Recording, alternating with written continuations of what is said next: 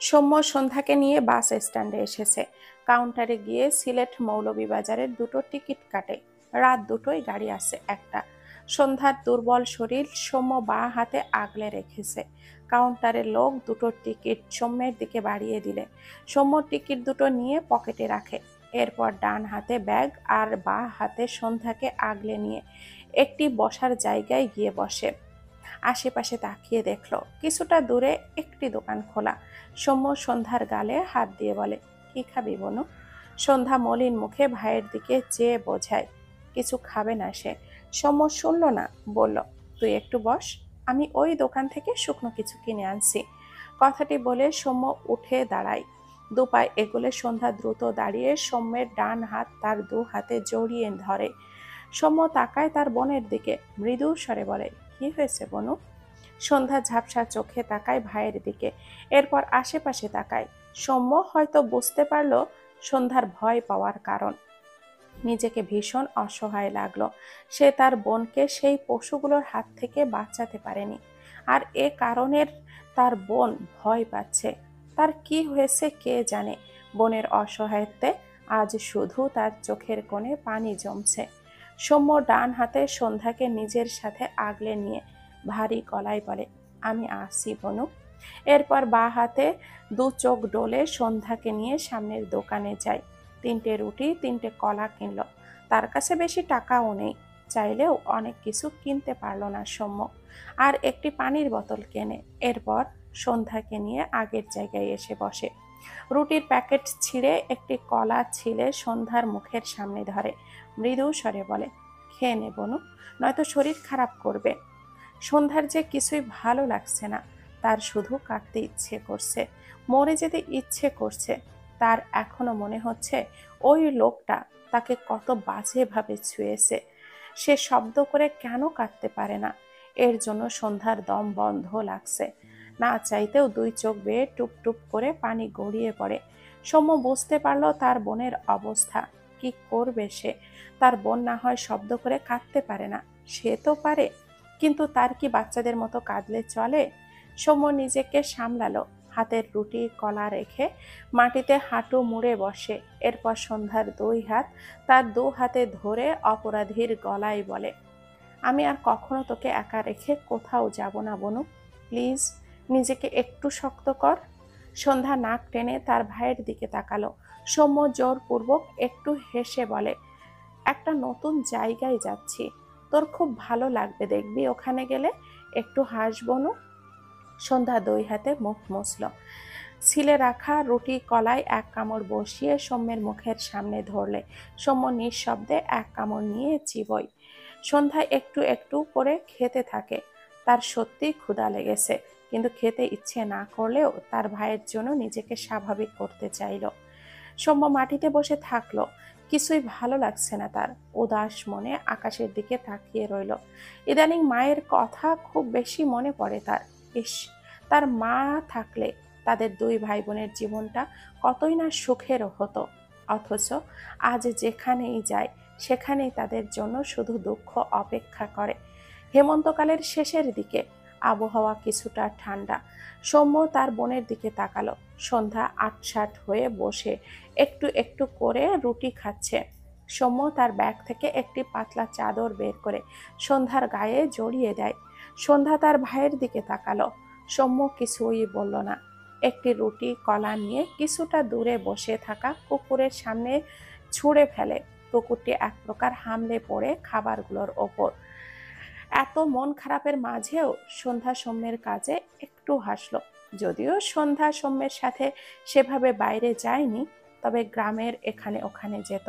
তখন সৌম্য প্রায়ই কুকুরদেরকে দেখলে খাবার দিত। তার মনে হয় সৌম্যর কুকুরদের সাথে আলাদা একটা সম্পর্ক আছে। সৌম্য সন্ধ্যার পাশে বসে তার জন্য রাখা রুটির প্যাকেটটা ছিঁড়তে ছিঁড়তে একটু হেসে বলে, জানিস বনু, পৃথিবীতে সব বোনেদের হাসলে পেতনির মতো লাগে। সন্ধ্যা কথাটা শুনতেই সৌম্যের বাহুতে একটা চাপড় মারে। সৌম্য ইনোসেন্ট ফেস বানিয়ে বলে, আরে সত্যি, এটা প্রমাণিত। সন্ধ্যা মুখ ভেঙিয়ে অন্যদিকে তাকিয়ে রুটি কামড় দেয়। সৌম্য মৃদু হাসলো। সময় নষ্ট না করে রুটি কলা খেয়ে নেয়। এরপর পানি খেয়ে নেয়। ঘড়ি দেখতে পারল না, তার ঘড়ি নেই, ফোনের চার্জও শেষ, ফোন বন্ধ। সন্ধ্যাকে ঢুলতে দেখে ডান হাতে সন্ধ্যাকে টেনে তার কাঁধে সন্ধ্যার মাথাটা রাখলো। মৃদু স্বরে বলে, খারাপ লাগলে ঘুমা বনু। সন্ধ্যা চোখ বুঝল, শরীরটা ভীষণ ক্লান্ত লাগছে। সৌম্য দীর্ঘশ্বাস ফেলে। বেশ কিছুক্ষণ পর একজন বয়স্ক লোক সৌম্যের সামনে দাঁড়িয়ে বলে, এটা তোমার কে বাবা? সৌম্য বয়স্ক লোকটির দিকে তাকায়, হাতে একটি ব্যাগ, হয়তো যাত্রী। অতঃপর বলে, আমার বোন। বয়স্ক লোকটি মৃদু হেসে বলে, তুমি রুটি কিনতে গেলে তখনই তোমার মুখে বনু ডাক শুনেছি। এরকম ভাই বোন দেখা যায় না। আমার নাতনির দুটো ছেলে মেয়ে আছে, তারা তো সারাদিন মারামারি করে। বয়স্ক লোকটির কথায় সৌম্য মৃদু হাসল। এইসব মারামারি তো ভাই বোনের খুনসুটি, তার আর তার বোনের খুনসুটি করার সময় হয় কখন? তাদের তো দুঃখই শেষ হয় না। তারা লাস্ট কবে টানা 1 সপ্তাহ একসাথে থেকেছে তাও মনে পড়ে না। যেটুকু সময় কাছে পায় তার এই কলিজার বোনকে শুধু আদরেই রাখে সে। বয়স্ক লোকটি সৌম্যকে চুপ দেখে বলে, মৌলভীবাজার যাচ্ছ? সৌম্য ছোট্ট করে বলে, জি, আমিও যাচ্ছি ওখানে, আমার নাতনির ছেলে মেয়েদেরকেই দেখতে যাচ্ছি। সৌম্য ওহ বলে চুপ করলো। লোকটি তার জায়গায় গিয়ে বসে। সৌম্য ঘাড় বাঁকিয়ে একবার তাকায়। তার কেন যেন মনে হলো লোকটি নিজ জীবন সঙ্গীকে হারিয়ে একাকিত্ব অনুভব করেন। এই জন্যই তো তাদের সাথে যেন যেচে কথা বলতে এসেছিল। মিনিট 2 পরে কাউন্টারে এসে বাস থামে। সৌম্য সন্ধ্যাকে মৃদু স্বরে ডাকে, বনু, বনু। সন্ধ্যা ধীরে ধীরে চোখ খুললে সৌম্য সন্ধ্যার হাত ধরে বাসে ওঠে। সন্ধ্যাকে আগে আগে হাঁটতে দিয়ে সৌম্য সন্ধ্যার পিছু পিছু হাঁটে বাসের মধ্যে। বাসের মাঝামাঝি জায়গায় তাদের সিট পেয়ে সৌম্য সন্ধ্যাকে জানালার পাশের সিটে বসতে বলে। হাতের ব্যাগ ওপরের তাকের ওপরে রাখে। এরপর সন্ধ্যার পাশে বসে। আরও কিছু যাত্রী বাসে উঠে পড়লে কয়েক সেকেন্ড পর বাস ছেড়ে দেয়। ধীরে ধীরে বাস চলতে থাকে। সন্ধ্যা মলিন মুখে জানালা দিয়ে রাতের আধারে ঘেরা ঢাকা শহর দেখতে থাকে। সৌম্যের বলা কথা মনে পড়ে, এখানে আর তারা কখনো আসবে না। কখনো এখানে এসেছিল এটাও ভুলে যাবে। সত্যি আর আশা হবে না। আকাশও তাকে ভুলে যাবে। কথাগুলো ভাবতেই সন্ধ্যার চোখ জোড়া ঝাপসা হয়। সৌম্য সন্ধ্যার মাথাটা বুকে রেখে মৃদু স্বরে বলে, ঘুমাবো না, আমি কথা দিচ্ছি এই শহরে তোকে আর কখনো আসতে হবে না। ভোরের আজানের পরপর সৌম্য সন্ধ্যা বাস থেকে মৌলভীবাজার নেমে পড়ে। একটি সিএনজি ঠিক করলে পেছন থেকে তখনকার বয়স্ক লোকটি সৌম্যকে ডেকে বলে, তোমরা কোথায় যাবে? সৌম্য জবাব দেয়, ভানুগাছ গ্রামে। ভদ্রলোক মৃদু হেসে বলে, তাহলে চলো একসাথেই যাওয়া যাক। সৌম্য না করল না। লোকটিকে তার মিশুক লেগেছে। বয়স মোটামুটি অনেক। এতটা পথ একা একা এসেছে, এনার সঙ্গ দেওয়াই যায়। অতঃপর সন্ধ্যা আগে সিএনজিতে উঠে বসে। এরপর সৌম্য বসে, আর তারপর বয়স্ক লোকটি। প্রায় 2 ঘন্টার পথ পাড়ি দিয়ে সৌম্যরা ভানুগাছ গ্রামে এসে পৌঁছেছে। এরপর সিএনজিওয়ালাকে সম্পূর্ণ ভাড়া দিলে বয়স্ক লোকটি সৌম্যকে সব টাকা দিতে নিষেধ করে, কিন্তু সৌম্য শোনে না। পুরো ভাড়া সে দিয়ে দেয়। লোকটিকে দাদুর মতো বয়স লাগে। আসার পথে অনেক কথাও বলেছে। সৌম্যের ভালো লাগলো না এনার থেকে টাকাটা নিতে। তাই তার নানি দাদি বেঁচে থাকলে হয়তো আজ এমনই একজন কেউ তার সাথে গল্প করত। ইনি যেমন তাকে দাদু ভাই বলে রেখেছে, তারাও হয়তো তাকে আর সন্ধ্যাকে আদর করে এইরকমই কোনো এক নামে ডাকত। কথাটা ভাবতেই সৌম্য মনে মনে বিদ্রুপ হাসে। যার মাই বেঁচে নেই তার নানা দাদা বেঁচে থাকা বিলাসিতা। তাছাড়া বাবা যা মানুষ, কি জানি দাদা থাকলে হয়তো সেই গ্রামেও পা রাখতে দিত না। কথাগুলো ভেবে দীর্ঘশ্বাস ফেলে। সন্ধ্যার হাত ধরে এগিয়ে যায় বাড়ির দিকে। ভোরের আলো ফুটতে শুরু করেছে। বয়স্ক লোকটি সৌম্যদের পিছু পিছু যায়। হঠাৎই ডাকে, এই যে দিদি ভাই, তুমি তো আমার সাথে একটা কথাও বললে না।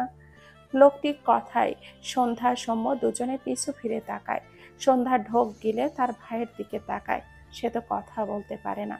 লোকটি এগিয়ে এসে সন্ধ্যার উদ্দেশ্যে মৃদু হেসে বলে, তোমার নাম কি দিদি ভাই? সন্ধ্যা মায়া মায়া চোখে তাকায়। ডাকটি সন্ধ্যার কাছে যেমন নতুন লাগলো তেমনি ভালোও লাগলো। পাশ থেকে সৌম্য বলে ওঠে, দাদু, ওর নাম সন্ধ্যা আর আমার নাম সৌম্য। লোকটি হেসে বলল, দুজনের নামই খুব মিষ্টি। সন্ধ্যা জোরপূর্বক একটু হাসলো, এরপর আবারও তারা সামনে এগিয়ে যায়। লোকটি সৌম্যরা যে বাড়িতে যাবে তার 3টে বাড়ি আগেই থেমে যায়। কাঙ্ক্ষিত জায়গায় পৌঁছেছে। সৌম্য সন্ধ্যাকে বিদায় দিতে ভোলেনি। সৌম্যরাও একটুখানি হাসে। ভদ্রলোক থাকায় তাদের দুজনের মনটা একটু ভালো হয়েছে। আকাশ বায়ানকে নিয়ে একটি সবাই এসেছে, যেখানে অনেক গণ্যমান্য ব্যক্তি আছেন অনেক সিনিয়র নেতা যারা বক্তব্য দিচ্ছে। আকাশের সম্পূর্ণ মনোযোগ সেই দিকে। যখন সভা মোটামুটি শেষের দিকে, তখন আকাশের সাথে একে একে সকলে কুশলাদি করে। আকাশের বাবার সাথেও করে।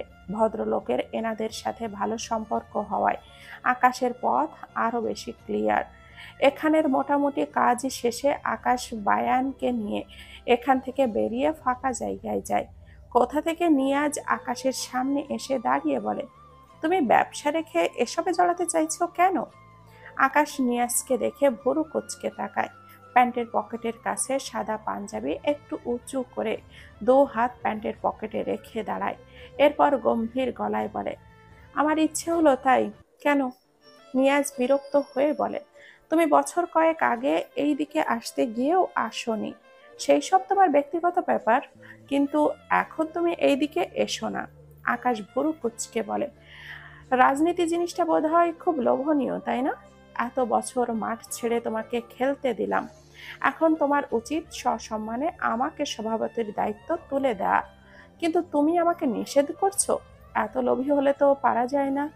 নিয়াজ রেগে বলে, আমি লোভী না? তাহলে কি দুর্নীতিবাজ?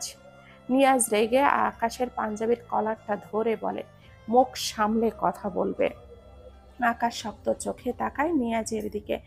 2 হাত পকেট থেকে বের করে তার কলার থেকে নিয়াজের 2 হাত ঝাড়া দিয়ে নামিয়ে দেয়। এরপর রাগান্বিত স্বরে বলে, যে কেউ আমাকে টাচ করবে এইসব আমার পছন্দ না, বোঝাতে পেরেছি? নিয়াজের মুখাবয়বে পরিবর্তন নেই। আকাশ 2 হাত তুলে নিয়াজের শার্টের দুটো খুলে রাখা বোতামগুলো লাগিয়ে দিতে দিতে গম্ভীর গলায় বলে, স্মার্ট সেজে লাভ নেই। যেখানে আমি আছি সেখানে তোমাকে কেউ গুনবে না। আকাশ নেওয়াজের বোতাম দুটো লাগিয়ে দিয়ে তার পাশে দাঁড়ানো বায়ানের উদ্দেশ্যে বলে, বায়ান, আমি ঠিক বললাম তো? বায়ান একবার নিয়াজের দিকে তাকায় আর একবার আকাশের দিকে। তার কাছে তো দুজনকে আহামরি আলাদা লাগে না, তবে নিয়াজের দাড়ি খুঁজলেই পাওয়া যায় না, আর আকাশের দাড়ি চাপ দাড়ির চেয়ে বড়। বায়ান আমতা আমতা করে বলে, মেয়েরা দাড়িওয়ালা ছেলেদের পছন্দ করে। নিয়াজের পাশে দাঁড়ানো নিয়াজের পিএ রিমন বলে, ঠিক বলেছ। নিয়াজ রিমনের দিকে রেগে তাকালে রিমন মাথা নিচু করে বলে, সরি স্যার। আকাশ ডান হাত দাড়িতে বোলায়, সাথে হাসে। এরপর গলা ঝেড়ে বলে, আপাতত রেস্ট করো, অনেকদিন তো দুর্নীতি করে কাটালে। নিয়াজ রেগে বলে, এখন কি তুমি দুর্নীতি করার জন্য মাঠে নামছো? আকাশ নিয়াজের দিকে একটু এগিয়ে গিয়ে দৃঢ় কণ্ঠে বলে, সেই কৈফিয়ত আমি তোমাকে দিব? এটা তুমি কিভাবে ভাবলে মিস্টার নিয়াজ? যাও, গিয়ে আপ্রণ করে মানুষের সেবা করো। নিয়াজ উত্তর করে, কাজটা তুমি ঠিক করছো না, আর আমি মাঠ ছেড়ে যাওয়ার মতো এতটাও দয়ালু না। আকাশ শব্দ করে হেসে ফেলল। মুহূর্তেই চোখ মুখ শক্ত করে বলে, আমাকে তোমার কোন অ্যাঙ্গেল থেকে দয়ালু মনে হচ্ছে? নিয়াজ বিরক্তিতে কপাল কুঁচকে নেয়। অতঃপর বলে, শুনলাম তুমি নাকি বিয়ে করেছো। বইয়ের চিন্তা করো একটু। আকাশের সন্ধ্যার কথা মনে পড়ল। মুহূর্তেই চোখে মুখে বিষণ্ণতার ছেয়ে গেল। তবে খুব দ্রুত নিজেকে সামলে ভুরু কুঁচকে বলে, তুমি আমার বউকে চেনো? নিয়াজ বলে, চিনি না, তবে চিনে নিব। আকাশ গম্ভীর গলায় বলে, নিজের সীমার মধ্যে থাকো নিয়াজ। তাছাড়া তুমি তো ভদ্র ছেলে, আবার বউকে দিয়ে তোমার কাজ কি? নিয়াজ একটু হেসে বলে, আমি ভদ্র হলেও আমার চারপাশে অভদ্র লোকের অভাব নেই। তোমার বউয়ের কথাটা শেষ করার আগেই আকাশ নিয়াজের নাক বরাবর একটা ঘুষি মেরে দেয়। নিয়াজ তেড়ে যেতে নিলে রিমন নিয়াজকে সাপটে ধরে। আকাশ রাগান্বিত স্বরে বলে, তুই কি আমার হাতে মরতে চাইছিস? বায়ান আকাশকে বলে, স্যার, এখানে ঝামেলা করলে আপনি হেরে যাবেন। আকাশ রেগে বলে, গেলে যাব? আমি তো এর জান নিয়ে নিব। আমার বউকে নিয়ে বাজে কথা বলার সাহস কোথায় পায়ও? বায়ান বলে, কিন্তু আপনি তো আপনার বউকে আকাশের শক্ত দৃষ্টি দেখে বায়ান চুপ হয়ে যায়। নিয়াজ ঝামেলা এড়াতে দাঁড়িয়ে আসে, তবে চোখে মুখে রাগ। বায়ানের অর্ধেক কথাই ভুরু কুঁচকে চেয়ে আসে। আকাশ নিয়াজের পাশ কাটিয়ে যাওয়ার সময় দাঁড়ায়, অতঃপর নিয়াজের দিকে তাকিয়ে কঠোর স্বরে উচ্চারণ করে, স্ক্যামব্যাগ। এরপর হন হন করে তার গাড়ির দিকে এগিয়ে যায়। বায়ানও পিছু পিছু যায়। নিয়াজ বিস্ময় চোখে তাকায়। গালিটা ঠিক তার হজম হচ্ছে না, চরম লেভেলের মেজাজ খারাপ হয়। কিন্তু এবারেও ঝামেলা করলো না, কারণ ঝামেলা করলে সে সভাপতির আসন থেকে এক ধাপ পিছিয়ে যাবে। রিমন নিয়াজকে বলে, স্যার, স্ক্যামব্যাগ মানে কি? নিয়াজ রেগে বলে, মূর্খ। রিমন ভুরু কুঁচকে বলে, মূর্খর ইংলিশ এটা নয় স্যার। নিয়াজ বিরক্ত চোখে তাকায়। রিমন মেকি হেসে টপিক এড়িয়ে বলে, স্যার, আপনি তো অনেক ভালো মানুষ। গতকাল একটি মেয়েকে কত হেল্প করলেন, আজ আরেকজন দুষ্টু লোকের হাতে তুলে দিতে চাইলেন কেন?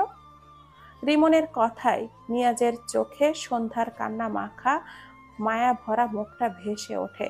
কেমন অন্যমনস্ক হয় নিয়াজ। রিমন ডাকে, স্যার। নিয়াজ নিজেকে সামলে বলে, ভয় দেখিয়েছি। রিমন সাথে সাথেই বলে, কিন্তু আকাশ ভাইয়া তো ভয় পায়নি, উল্টো রেগে আপনাকে মেরে দিয়ে গেল। নিয়াজ রিমনের দিকে রেগে তাকালে রিমন ঢোক গিলে বলে, সরি স্যার, মুখ ফসকে সত্যি কথা বেরিয়ে গেছে। নিয়াজ দাঁত কিরমির করে বলে, কোনো একদিন তোমার হাত পা ফসকে চাকরিটাও চলে যাবে। কথাটা বলে সামনে এগিয়ে যায়। রিমন পেছনে পেছনে আসে আর বলে, সরি স্যার, আর কোনো কিছুই ফসকাতে সত্যি বের হবে না। সৌম্য শ্রীজাদের বাড়িতে এসে আগে তার ফোনটা চার্জে দিয়ে ফোনটা অন করে। তার বিকাশে কিছু টাকা আছে, রিহানের থেকে বাকি টাকা নিয়ে আগে নিয়াজকে দিয়ে দিবে, নয়তো সে শান্তি পাচ্ছে না। রিহানকে কল করলে সাথে সাথে কলটা রিসিভ হয়। সৌম্য কিছু বলার আগে রিহান বিচলিত কণ্ঠে বলে, এই সৌম্য, তুই কোথায় গিয়েছিস? আগে ঘরের এই অবস্থা কি করে? মনে হচ্ছে যুদ্ধ হয়েছে এই ঘরে। সৌম্য দীর্ঘশ্বাস ফেলে বলে, যেখানে আছি ভালো আছি, এখন বাদ দে এসব। আমি আর ঢাকা যাচ্ছি না, তুই আমাকে 5,000 টাকা দে। আমি কয়েকদিন পর ঘর ভাড়া সহ এই টাকাটা তোকে দিয়ে দিব। রিহান অবাক হয়ে বলে, তা দিচ্ছি, কিন্তু তুই এইভাবে না বলে চলে গেলি, আবার আসবি না বলছিস। আচ্ছা, গিয়েছিস কোথায়? সৌম্য গম্ভীর গলায় বলে, আমাদের ঠিকানা ঢাকা শহরের কেউ জানবে না, তুইও না। এই নিয়ে আর প্রশ্ন করিস না। রেহান বুঝল সৌম্য একবার যখন বলেছে বলবে না, তখন বলবে না, সেধে আর লাভ নেই। অতঃপর বলে, ঘরের এই অবস্থা যে কোনো প্রবলেম হয়েছিল? সৌম্য একটু চুপ থেকে বলে, আমার আর বনুর জীবনের দুঃখের শেষ নেই। গতকাল রাতে সেই রকমই কিছু দুঃখ হেঁটে এসেছিল। এটুকু বলে থামে। এরপর ঢোক গিলে বলে, ইরাবতীর সাথে তোর দেখা হয়েছিল? রিহান দীর্ঘশ্বাস ফেলে বলে, না। সৌম্য মলিন কণ্ঠে বলে, ওর খোঁজ নিস তো একটু, তোকে জানাবো। সৌম্য শ্বাসরুদ্ধকর কণ্ঠে বলে, দরকার নেই, ওর হয়তো বিয়ে হবে খুব দ্রুত। রিহান অবাক হয়ে বলে, হ্যাঁ আসলেই? সৌম্যর গত পরশু রাতের কথা মনে পড়ল, যখন সে তার ইরাবতীর থেকে কথা নিয়েছিল ইরা যেন বিয়ে করে। ইরাবতী তাকে আর কল দেয়নি, হয়তো বিয়ের প্রস্তুতি নিচ্ছে। এভাবেই একদিন তার ইরাবতী অন্য কারো হয়ে যাবে, আর সৌম্যের ভাণ্ডারে ইরাবতীকে না পাওয়ার আক্ষেপ, দুঃখ, কষ্ট, হাহাকার জমা হবে। কথাগুলো ভেবে সৌম্যের দম আটকে আসলো। চোখ বুজে সময় নিয়ে নিজেকে সামলে নেয়। এরপর বলে, এসব বাদ দে, যা বললাম এটা করিস, এখন রাখছি। কথাটি বলে সৌম্য কল কেটে দেয়। সন্ধ্যা একটি রুমে এসে ফ্রেশ হয়ে তখন থেকে চুপচাপ বসে আছে। সৌম্য তাকে এই রুমে বসিয়ে কোথায় যেন গেল। সন্ধ্যার শুধুমাত্র একজন ভদ্র মহিলার সাথে দেখা হয়েছিল, যার সাথে সৌম্য পরিচয় করিয়ে দিয়েছে। মামি হয় তার। সৌম্য মাঝে মাঝেই এই মামা মামির গল্প করত তার কাছে। কিছুক্ষণ পর দেখলো সৌম্য একজন ভদ্রলোক, একটি বাচ্চা আর একজন মেয়েকে সাথে করে এই রুমে আসছে। সন্ধ্যা অপরিচিত সবাইকে দেখে দাঁড়িয়ে যায়। সৃজা সৃজন ঘুমিয়েছিল, উঠতে লেট হয়ে গিয়েছে, তাই দেরিতে আসলো। সৃজা দৌড়ে এসে সন্ধ্যাকে জড়িয়ে ধরে বলে, কেমন আছো সন্ধ্যা? তোমাকে দেখার অনেক ইচ্ছে ছিল আমার। সন্ধ্যা জোরপূর্বক একটু হাসে। সৌম্যের মামা এগিয়ে এসে বলে, কেমন আছো সন্ধ্যা মা? সন্ধ্যা মাথা নেড়ে বোঝায় সে ভালো আছে। সৌম্যের দিকে তাকালে সৌম্য এগিয়ে এসে বলে, এটা আমার মামা, মনে পড়েছে। সন্ধ্যা ভদ্রলোকটির দিকে তাকায়। সৃজার বাবা সন্ধ্যার মাথায় হাত রেখে বলে, সৌম্যকে কত বলতাম তোমাকে আনতে, সৌম্য নিজেই আসতো না, তোমাকে কি আনবে? এবার থেকে তোমরা এখানেই পার্মানেন্ট হয়ে গেলে। আমি কিন্তু খুব খুশি হয়েছি। সন্ধ্যা মৃদু হাসলো। সৃজার বাবা বাজারের দিকে যায়। তারা জানতো না যে সৌম্যরা আসবে, জানলে আগে থেকেই বাজার করে রাখতো। অতঃপর বাইরে যেতে যেতে সৌম্যের উদ্দেশ্যে বলে, তোমরা বিশ্রাম নাও বাবা, আমি আসছি। সৌম্য ছোট করে বলে, জি মামা। সৃজা কোমরে হাত রেখে বলে, আমি তোমাদের মেয়ে সৃজা। এরপর সৌম্যের দিকে চেয়ে বলে, আপনার বোনকে আমার পরিচয় দিলে কি আপনার মুখ হয়ে যেত? সৌম্য বিরক্ত চোখে তাকায়। সন্ধ্যার এবার সৃজার দিকে তাকায়, আরেকবার সৌম্যের দিকে। সৌম্য সন্ধ্যার উদ্দেশ্যে বলে, বনু ঘুমিয়ে নে একটু। সৃজার ছোট ভাই সন্ধ্যার সামনে এসে ডান হাতের আঙ্গুল উঁচিয়ে বলে, তোমার নাম কি বলো? সন্ধ্যা বাচ্চা ছেলেটির দিকে তাকায়। সৃজা তার ভাইকে কোলে নিয়ে সন্ধ্যার সামনাসামনি দাঁড় করিয়ে বলে, এটা তোমার সন্ধ্যা আপু। বাচ্চাটি বলে, তুমি অন্ধকাল? সৃজান এর কথায় সন্ধ্যা সৃজা একটু হাসলো। সৌম্য সৃজার দিকে তাকিয়ে বলে, এখান থেকে যাও। সৃজা বিব্রত বোধ করে বলল, কেন? সৌম্য সৃজানের দিকে তাকিয়ে বলে, তোমার আপুকে নিয়ে যাও সৃজান ভাইয়া, আমার অনেক ক্লান্ত। সৃজা বিরক্ত হয়ে বাইরে যেতে যেতে বিড়বিড় করে, ইচ্ছে করে আমাকে বের করে দিল, সন্ধ্যা না থাকলে আর আসতামই না। সৃজান সৃজার গলা জড়িয়ে ধরে বলে, কি বলস?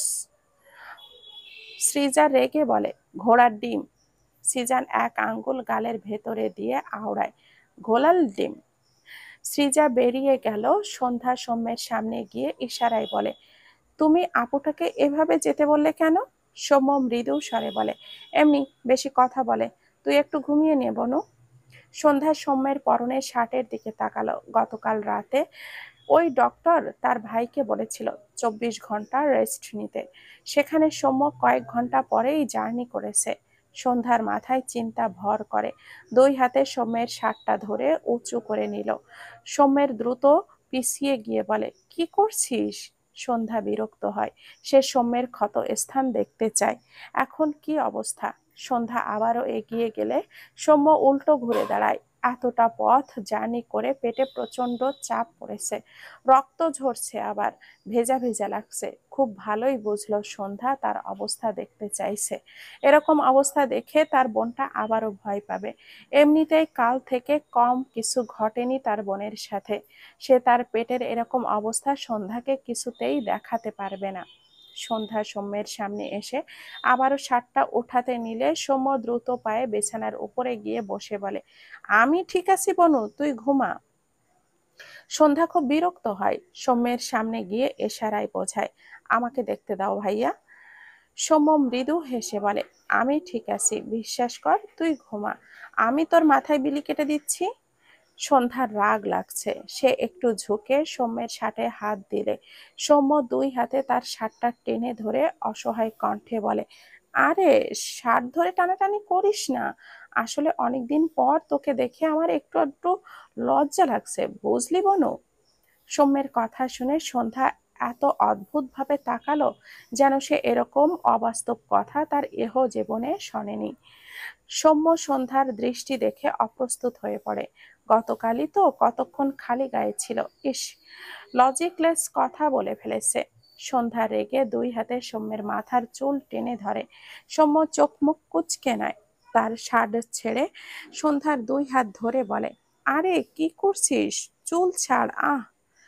সন্ধ্যা সৌম্যের চুল ছেড়ে সুযোগ পেয়ে সৌম্যের শার্টটা উঁচু করে ধরে। সৌম্যের পেটের অবস্থা দেখে বিস্ময় চোখে তাকায়। সৌম্য ঢোক গিলল। সন্ধ্যা সৌম্যের দিকে তাকালে সৌম্য সন্ধ্যার হাতটা ধরে তার পাশে বসিয়ে দেয়। এরপর মৃদু হেসে বলে, জার্নি করেছি, তাই একটু প্রবলেম হয়েছে, রেস্ট করলেই ঠিক হয়ে যাবে, তুই চিন্তা করিস না। সন্ধ্যা সৌম্যকে ঠেলে বোঝায়, এক্ষুনি ডক্টরের কাছে যেতে হবে। পরে যাব বনু, এখন ভালো লাগছে না। সন্ধ্যা 2 দিকে মাথা নেড়ে বোঝায় সে মানবে না, এক্ষুনি যেতে হবে ডক্টরের কাছে। সন্ধ্যার ঠেলাঠেলিতে সৌম্য দীর্ঘশ্বাস ফেলে। 2 হাতে সন্ধ্যার 2 হাত ধরে বলে, তোর ভাইকে তুই কবে থেকে বড়লোক ভাবতে শুরু করলি বনু? কথাটা শুনতেই সন্ধ্যা অবাক হয়ে সৌম্যের দিকে তাকায়। সন্ধ্যা বুঝতে পারলো তার ভাইয়ের কাছে টাকা নেই। সন্ধ্যার নিজেকে ভীষণ অসহায় লাগলো। কিছুক্ষণ শান্ত হয়ে বসে থাকলো সন্ধ্যা। মলিন মুখে সৌম্যের পাশ থেকে উঠে দাঁড়ায়। সৌম্য মাথা নিচু করে বসে থাকলো। সন্ধ্যা ব্যাগের ভেতর থেকে তার একটি পরিষ্কার ওড়না বের করে। চোখের কোণে জমে রাখা অশ্রুকণা ডান হাতে মুছে নেয়। মনে মনে খুব করে বলল, আল্লাহ, আমার ভাইয়াকে টাকা ছাড়িয়ে দাও। এরপর সন্ধ্যা সৌম্যের সামনে এসে বসে নিজে নিজেই সৌম্যের শার্টটা খুলে দিল। সৌম্য মলিন মুখে তার বোনের দিকে চেয়ে আছে। সন্ধ্যা সৌম্যের শার্টটা খুলে রেখে সৌম্যের পেটে লেগে থাকা রক্তকণা তার শুকনো ওড়না দিয়ে আলতো হাতে মুছে দিতে থাকে। সন্ধ্যা এত করে চাইল নিজেকে স্বাভাবিক রাখতে, কিন্তু পারল না। চোখ থেকে দুফোঁটা অশ্রু গড়িয়ে তার হাতের ওপরেই পড়ে। সৌম্যের চোখ এড়ায় না, কিন্তু সে কিছুই বলল না। ঘাড় বাঁকিয়ে জানালার ফাঁকে নীল আকাশের দিকে তাকায়। লম্বা শ্বাস টেনে সামনের দিকে ফিরে সন্ধ্যার মাথায় তার বাঁ হাত রাখে। সন্ধ্যা ঝাপসা চোখে তাকায় সৌম্যের দিকে। 2 হাতে সৌম্যের পেটে ওড়না চেপে রাখা। সৌম্য ডান হাতে সন্ধ্যার চোখের পানি মুছে দিয়ে বোঝানোর স্বরে বলে, জানিস বনু, কষ্টে পেলে দুর্বল মানুষেরা কাঁদে, আর দুঃখরা সুযোগ পেয়ে সেই দুর্বল মানুষদেরকেই আষ্টে পৃষ্ঠে জড়িয়ে ধরে। কিন্তু আমি চাই আমার বোন হবে ভীষণ স্ট্রং, হাজারটা দুঃখ কষ্ট নিজের মাঝে মুড়িয়ে অটল বৃক্ষের ন্যায় শক্ত হয়ে দাঁড়িয়ে থাকবে। তুই আমার এই ইচ্ছেটা পূরণ করবি বনু? সন্ধ্যা মনোযোগ দিয়ে শুনল ভাইয়ের কথাটা। জোরপূর্বক একটু হেসে ডান দিকে মাথা কাত করে হ্যাঁ বোঝায়। সৌম্য মৃদু হাসল। সময় বহমান, সে থেমে থাকে না। কারোর হাসিতে থামে না, কারোর দুঃখেও থামে না, কারোর অশ্রুতেও থামে না, না তো কারোর দীর্ঘশ্বাস অপেক্ষাতে। সে তার মতোই চলে যায়। যেমনটা পেরিয়েছে প্রায় 1.5 মাস। আকাশ সমুদ্রের গ্রামে গিয়েছিল সৌম্য আর সন্ধ্যার খোঁজ করতে, কিন্তু সেখানে সৌম্য সন্ধ্যা কেউই নেই।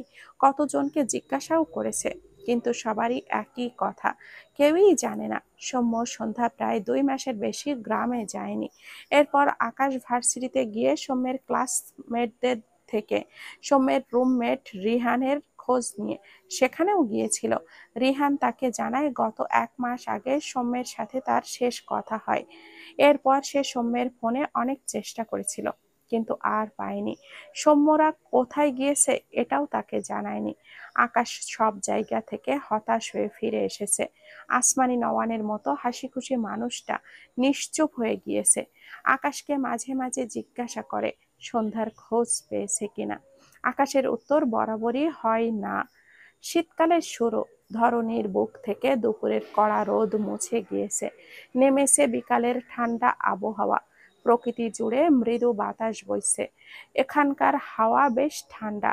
আকাশ বেলকনিতে উদ্যম শরীরে দাঁড়িয়ে আছে। মাত্রই শাওয়ার নিয়ে এসে দাঁড়িয়েছে। পরনে সাদা গ্যাবার্ডিন প্যান্ট।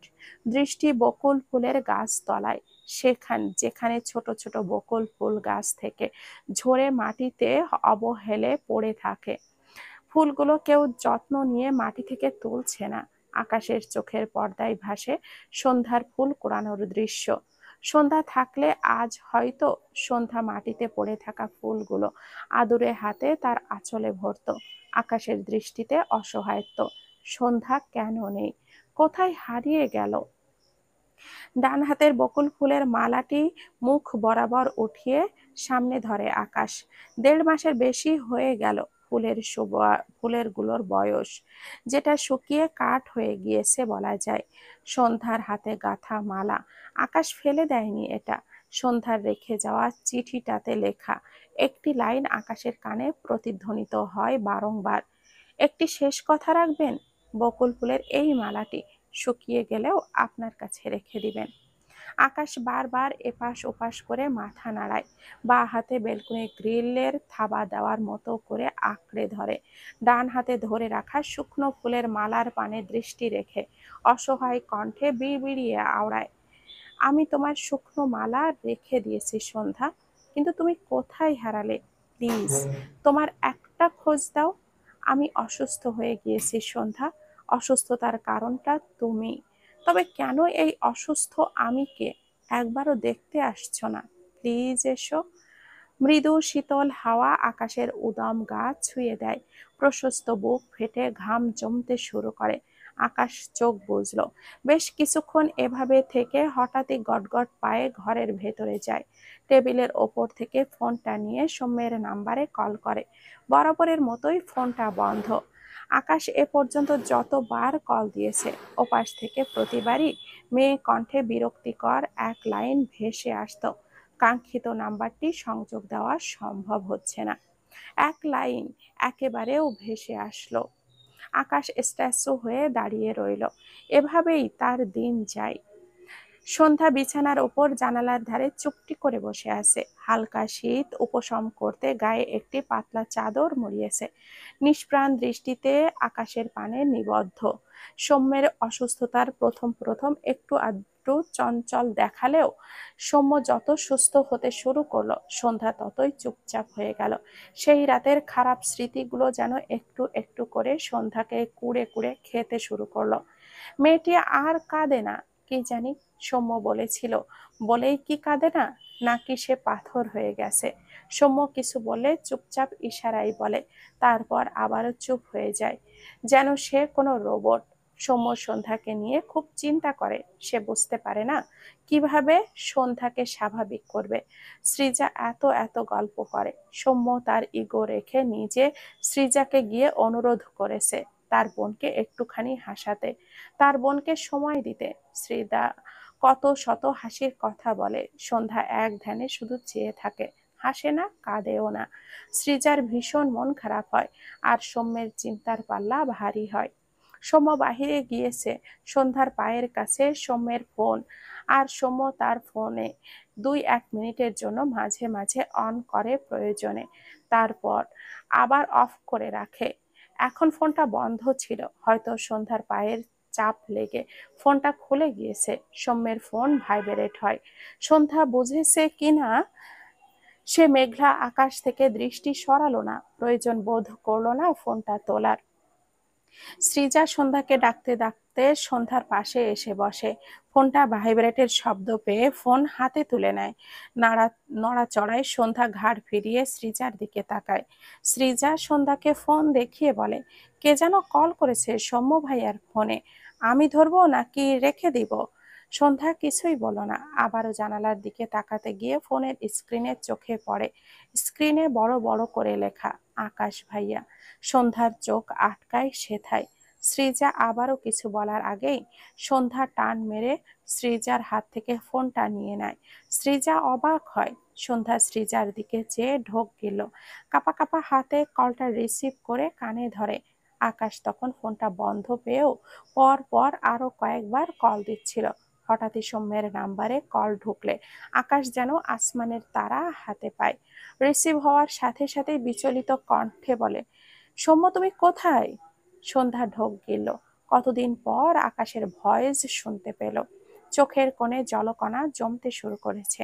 আকাশ উত্তর না পেয়ে আবারও বলে ওঠে, সৌম্য কথা বলো প্লিজ, কোথায় আছো তোমরা? সন্ধ্যা কোথায়? সন্ধ্যার চোখের সামনে আবারও সেই রাতের আবছা স্মৃতি ভেসে ওঠে। লোকটি তাকে কত বাজেভাবে ছুঁয়েছিল, গলায়, হাতে, পায়ে, মুখে কত শত ক্ষতের দাগ রয়ে গিয়েছে আজও।